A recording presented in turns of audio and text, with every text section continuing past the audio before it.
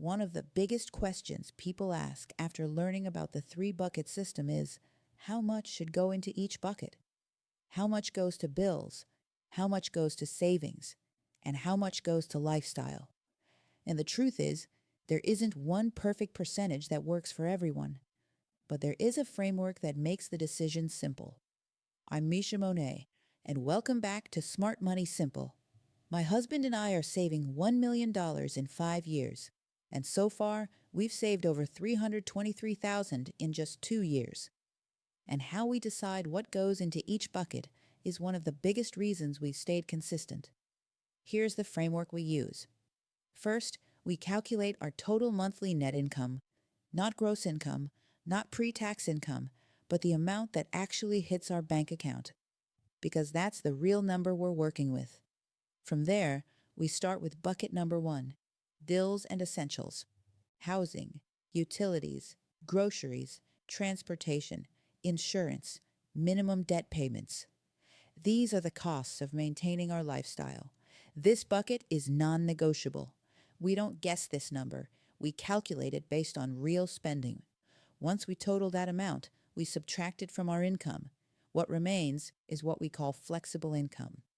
Now we move to bucket number 2, savings and goals. This is where we get intentional. We ask ourselves one question: how aggressive is our goal right now? We're currently pushing hard toward our $1 million savings goal, so we've allocated a larger percentage there.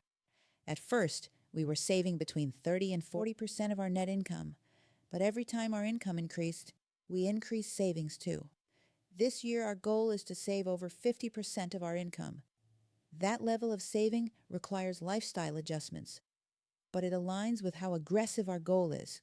And this is the key principle: your goals drive your percentages.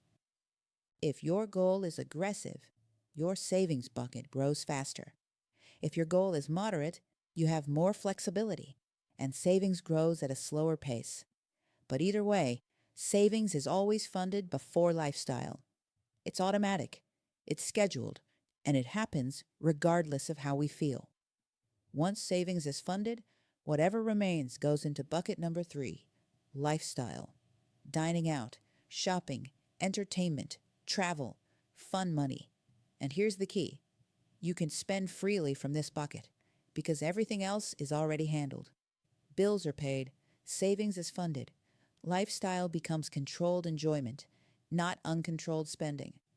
This system removes stress because every dollar has a purpose. We're not guessing. We're not reacting emotionally. We're following structure.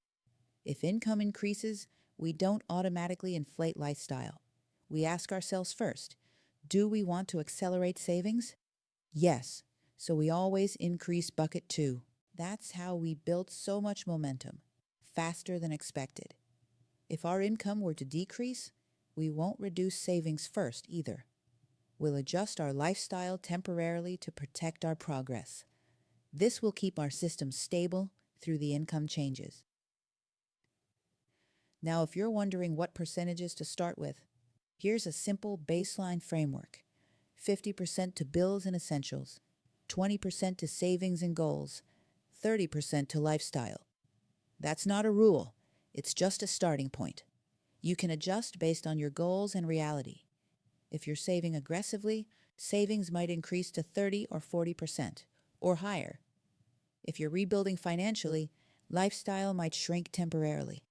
The percentages flex, but the bucket structure stays the same, and that consistency is what makes the system sustainable. Here's the takeaway: all you need is a structured plan that helps you make decisions faster. 3 buckets: income first, bills funded, savings prioritized, lifestyle controlled. If this video helped you, tap like so more people can find simple money wins. And in the next video, I'll show you how we increased our savings rate without feeling like we were sacrificing our quality of life.